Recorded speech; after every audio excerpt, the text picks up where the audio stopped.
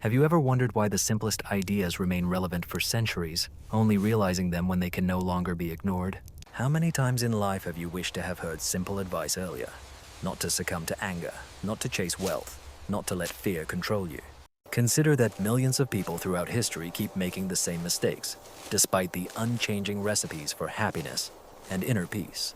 Why do even adult, seemingly rational people discover these truths with pain and shock, and only occasionally with wisdom? Today we will together explore 3 life prohibitions proposed by Confucius, so ancient that their power can send shivers down your spine if you truly reflect. Why does Eastern wisdom teach us not to waste time on anger, not to sacrifice ourselves for gain, and not to hide behind fears? You will learn how these truths work even in the most unexpected situations. We will break down how 3 simple rules can change your life from within. In conflict with a boss, in conversations with loved ones, in your own disappointment. And why do many realize this too late? Watch until the end, and you will see how even one Eastern thought can change your entire worldview. When a rational person first feels rising anger, it resembles a flame igniting from a small spark. The stronger the fire, the less sanity remains. Confucius rightly said that responding to evil with evil only multiplies the evil. These words still give many chills. It seems we all know that anger is bad, yet we continue to lose this battle. What is so terrible about anger, and why did ancient philosophers call it the arsonist of reason? In an Eastern parable, a student asked his teacher how to control himself in moments of wanting to scream and break things. The teacher poured a handful of tea into murky water and said, "In murky water, the bottom is not visible. So it is with the mind. When angry, we lose touch with reality and consequently, with our true self." Modern scientists confirm this through a simple experiment. People are asked to solve a complex problem first in a calm environment and then after an emotional upheaval. The results are always the same. A so-called tunnel vision occurs when a person sees only one side of the issue, acts impulsively, and makes a mistake. Many men say that under the influence of anger, they made fateful but wrong decisions, quitting jobs, leaving loved ones, lashing out at children or colleagues. And then, with regret, they ask themselves, why? The emotion lasts only a minute, but the consequences last for years. There is an observation that a single thoughtless word can destroy relationships built over years. Conversely, if you remain silent even after an emotional outburst, you will save both yourself and others. Interestingly, the ancient Chinese did not simply suggest enduring. They learned to notice the first spark, that very fraction of a second when anger had not yet fully taken hold of them. They said that when you hear the wind rustling through the bamboo, it is not yet a storm, but changes are already near. Being able to notice changes within oneself is the highest skill. This is exactly what Confucius taught his students, to manage not only their actions, but also their inner state before it gets out of control. Psychological studies show that people who learn to recognize moments of budding anger and resist impulsive reactions make more balanced and wise decisions and encounter psychosomatic illnesses less often. Eastern masters claim that wisdom lies in the ability to control one's emotions. Strength is not in suppressing anger at the peak of rage, but in preventing it from turning into a destructive hurricane. Thus, Confucius warned, anger destroys not only the individual, but everything dear to them. His advice is frightening in its accuracy, as everyone understands how much can be lost due to a single outburst. However, few realize that the ability to cool down is true strength. Greed is not just a desire for more. Confucius warned that those who cannot be satisfied with little will not be satisfied with the whole world. Is it possible to realize this in our time, when advertising screams about new products, neighbors showcase their achievements, and social networks push for an endless race for material goods? At first glance, the pursuit of better seems natural, but the ancient philosophers knew the consequences of insatiable thirst for wealth. In China, they still tell the story of a wise man who carried water from the hill every day. People asked him why he was hauling buckets when he could build an aqueduct and save his strength. He replied that while he was busy with this work, he had no time to envy the rich or waste life on empty dreams. When his children tried to persuade him to acquire luxury, the wise man said, "Money is like salt. If you overdo it, life becomes bitter." Psychology has long confirmed that material desires grow as they are satisfied. It is no coincidence that among billions, the level of anxiety and depression is higher than among people with average income. Some think, if I earn a little more, I will feel calmer. But upon receiving, they want twice as much. It is a trap. As soon as the familiar becomes the norm, the passion for the new ignites, burning away joy. It is known that Zen monks practice voluntary limitation. They look at a beautiful bowl and intentionally do not take it, allowing themselves to find joy in a simple clay one. In these sharp sensations of modesty lies a deep meaning. Liberation from the power of things brings true inner freedom. At times during the Tang dynasty, Chinese officials held days of simplicity when the entire palace was free of gold, delicacies, and music. On such days, they made measured decisions, resisting the influence of ambition and greed. Samurai were taught that wealth is a rope tightly constricting the neck. A wealthy person is not free if they cannot part with material possessions. They train to leave behind expensive swords and utensils to prove that true strength lies not in tools and status, but in peace. In practice, the pursuit of material things often becomes a trap. A man takes 2 jobs, loses his health, and doesn't notice how his children grow up as strangers. A woman strives for status, constantly comparing herself to her friends, and the joy of her life gradually fades into anxiety. Psychologists note that often people who achieve significant success suffer from imposter syndrome and experience intense fatigue from constant pressure. However, this does not mean that one should live in a state of unhappiness or reject the joys that the world offers. Eastern sages taught us something different. We must train ourselves to be content with little, so that we perceive any excess as a gift rather than a given. Overcoming the trap of greed means learning to feel the fullness of life in every moment and freeing oneself from the chains of others' expectations. Once a person begins to cling less to the material and external, a remarkable effect occurs. Inner growth begins, and true strength of character is revealed. Here lies the paradox. The less you chase after material things, the more your soul gains. Why does fear arise? It is the main enemy of wisdom, present in stories of warriors and scholars who value inner peace. Wisdom and fear are incompatible. Confucius taught that one who is full of fear cannot be just to themselves or others. But why is fear so destructive to the mind, even when we try to hide it? Psychological studies show that fear literally narrows our thinking. When a person experiences fear, their brain functions for survival rather than analysis or creativity. It is in these moments that we make the most unreasonable decisions or miss valuable opportunities. A famous Japanese master, Michi, said, "The fearful loses even before the fight begins." From my experience, I can confirm that many intelligent and strong mature men have fallen not from weakness, but from internal insecurity. When fear becomes the dominant emotion, a person stops seeing the forest for the trees.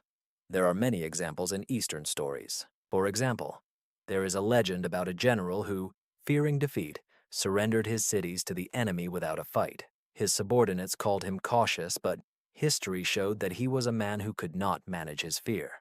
In science, there is a phenomenon known as tunnel vision. A person experiencing fear seems unable to see the variety of possibilities and clings to a single, often pessimistic thought. As a result, flexibility of thought and reason are lost. As Plato said, wisdom is the ability to face suffering without retreating. Eastern philosophers practiced special techniques to observe their fear without identifying with it. Buddhist monks meditated, viewing their fear as clouds passing through the sky. Samurai accepted the inevitability of death to avoid being paralyzed by fear in critical moments. Such inner discipline often became their main weapon. Calmness, free from inner panic, allowed them to achieve the impossible. There is a well-known story where, during an exam to become a Zen master, a student was kept out of the hall for a long time, suddenly bombarded with loud noises and threats. Only those who have overcome their inner fear and calmly accept what is happening can be considered true Goths. It is the ability to maintain calmness, rather than just talent, that becomes a marker of maturity. Modern psychologists emphasize that the fear of being ridiculed, fear of loss, and fear of change still poison our decisions, causing us to take mediocre positions, avoid new opportunities, and remain silent when the soul demands expression. Ultimately, only by accepting fear as an inevitable part of experience can one learn to transform its energy into inner calm and flexible decisions. As Johnsy said, a great man moves among fears like water among stones. He flows around them, but does not stop. This tranquility is the foundation upon which true wisdom is formed. Wisdom rarely comes to a person at birth. The path to soundness of mind is always long and winding. Confucius viewed this as a law of nature. Those who discover new truths grow spiritually. Why is it so hard to immediately rid oneself of anger, rage, or fear? The problem lies not only in upbringing, but also in the fact that the acceptance of new ideas goes through three difficult stages. The first stage is ignorance. In youth or naivety, we often do not realize the existence of dangerous traps. A person lives, succumbing to emotions, feeling offended, angry, striving for more, and fearing loss. Only when faced with serious blows of fate, such as the loss of friends or discord in a team, does he begin to realize that the problem may lie within himself. The next stage is resistance. Even when the truth begins to awaken in consciousness, one wants to find excuses for their weaknesses. Why should I suppress my anger if the world is so unfair? This approach is typical for most people. Psychologists note that our ego fiercely defends habits, otherwise a person feels vulnerable. At this stage, all we have are excuses. Greed seems to be the driving force of progress, while fear serves as a protection for life. Eastern sages warned that being honest with oneself is the hardest trial. The third stage is acceptance, which comes after a series of mistakes or one stunning event. Wisdom manifests when a person stops fighting with themselves and begins to ask questions. What can I change? A Japanese monk who lost all his possessions in a fire amazed everyone with his calmness. He was asked, "Are you really not angry and not afraid of the future?" He replied, "I have lost only the temporary, not the eternal." True understanding comes when the value of inner peace outweighs the temptations of the outside world. An interesting observation, sometimes a person wavers between stages, suddenly returning to old mistakes. This is normal. The brain remembers behavior patterns much faster than it changes them. In the East, they say that straying from the path does not mean losing it forever. It's important to see oneself honestly. Tracking one's own reactions and even the smallest steps towards a stable state is a process that requires patience and effort.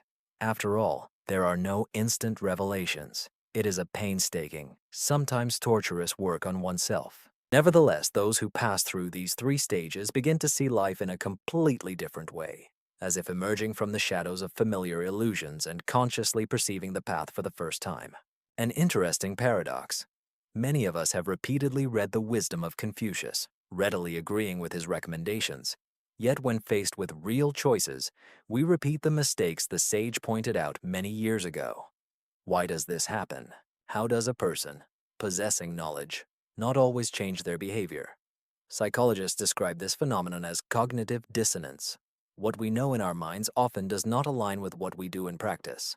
The subconscious, like a stubborn elephant, is slow to follow logic. Reactions and habits formed over many years often prove stronger than any new ideas heard in a lecture or book. A well-known neurologist shared the results of an experiment. Participants were explained how harmful it is to erupt in anger. Everyone agreed and nodded, but as soon as they found themselves in a stressful situation, the first reaction was again the familiar surge of anger. That is why Confucius said, "First, you must work on the heart, and then on the mind." Emotions govern our behavior, even when reason protests. Many men who have lived half their lives share similar observations. They tell themselves, "Enough of breaking the diet, not arguing with the wife over trifles, not spending money on unnecessary things." Yet they still stumble on the same rakes. What to do?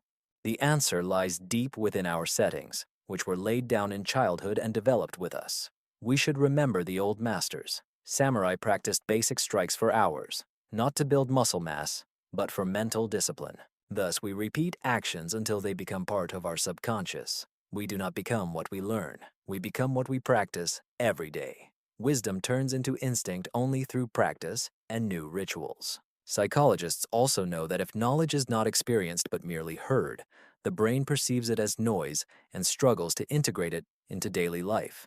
This is why most superstitions and lessons turn out to be useless. They do not become part of personal experience. Here it is appropriate to ponder. Do we rely too much on the power of words, forgetting the power of action? Eastern teachers sometimes joke that even the longest sermon cannot replace one day of true practice. The skill of self-control is not theory, but a skill. Many of us return to the words of Confucius after years and only then realize that we need not just to listen, but to start practically changing our reactions to anger, greed, and fear. Only in consistency and awareness does a real chance to break the vicious circle of mistakes appear. The East has always regarded knowledge without practice as a sword with a blade held by a handleless person, beautiful but useless.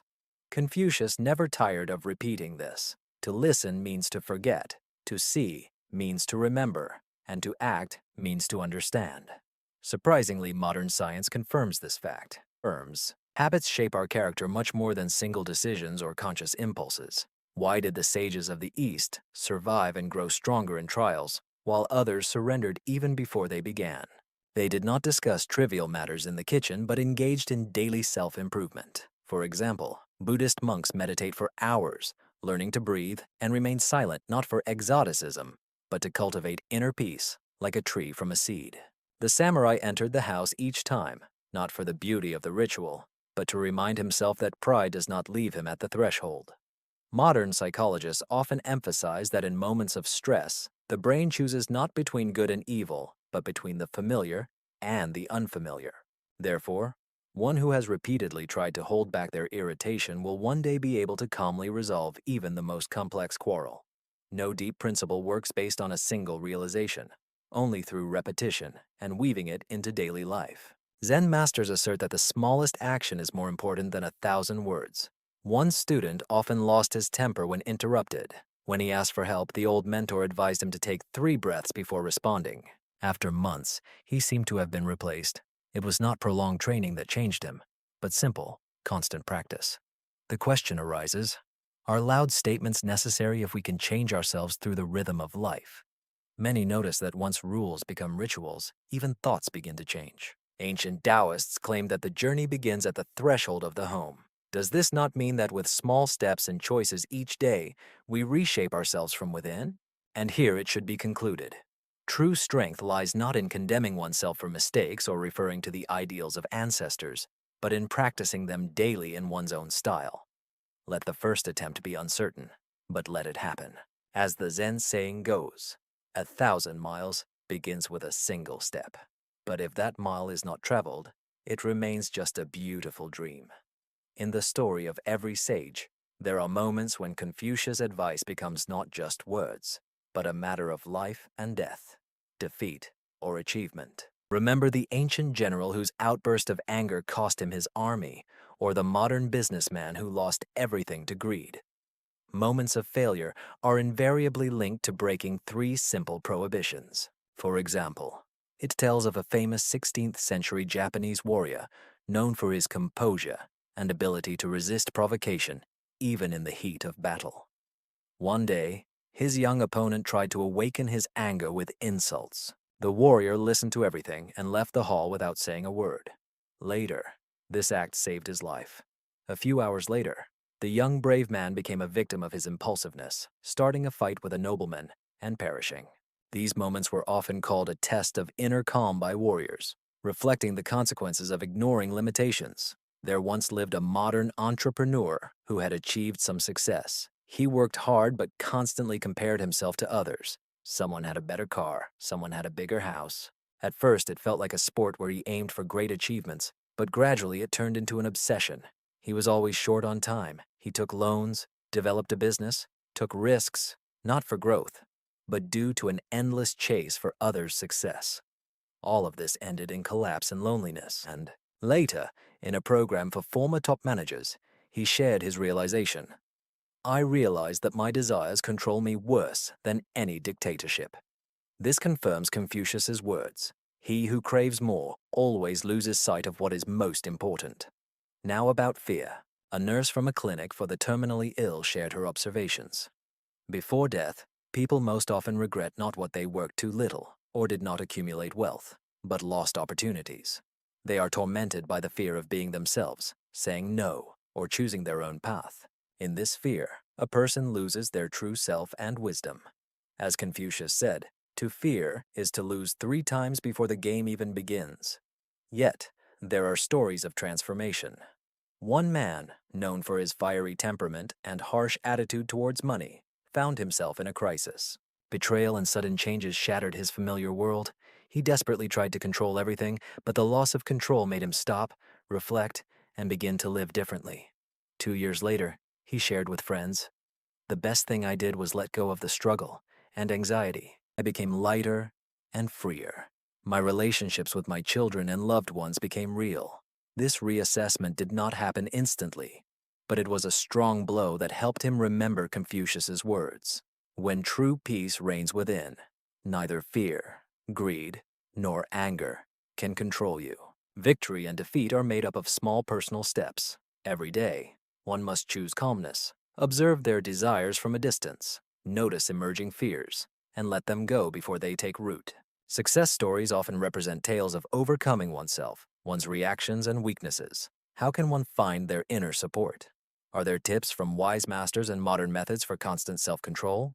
When you face unexpected difficulties, dismissal, betrayal, illness, everything without inner support collapses instantly. But how to find that inner core capable of keeping you afloat in the harshest storms? The secret of the wise does not lie in complex rituals or years of meditation on a mountaintop. Confucius himself claimed, "He who conquers himself is stronger than he who has won 1,000 victories." But to conquer oneself does not mean to renounce desires, fears, and emotions. This ability to see them is like looking at restless water, unafraid of drowning. For this, the sages of the East developed simple practices: observing the breath, daily gratitude, the habit of morning silence, or evening walks in solitude. This art of filling emptiness with useful work is called true mastery. Modern psychologists confirm that those who return their attention to the present moment at least once a day experience reduced anxiety, increased self-control, and gain strength to make difficult decisions. Japanese samurai used an effective method. Whenever their thoughts began to flit about like a monkey in the branches, they focused their gaze on an object. They continued to breathe and counted their heartbeats until they restored their inner balance. One master claimed that support is not something to seek outside, but a chair we build inside ourselves each day through simple actions.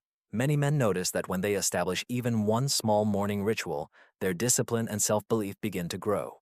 For example, just a minute of silence by the window or a cup of tea without a phone, a brief summary of the day. It turns out this can be more effective than a dozen motivational books, because support is not theoretical reasoning, but practical experience. Psychologists also noted an interesting fact.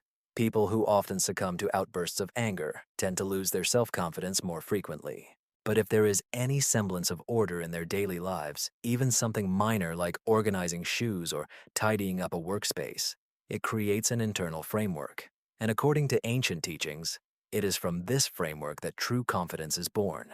Chinese masters joked, "When the house is burning, you don't look for blueprints for restoration, you look for the exit." Therefore, daily training in resilience is preparation for any kind of disaster, whether external or internal. Psychologists still advise, if you don't know where to start, begin small. Choose one habit that seems honest and useful, and strengthen it until it becomes automatic. But why do some succeed while others do not?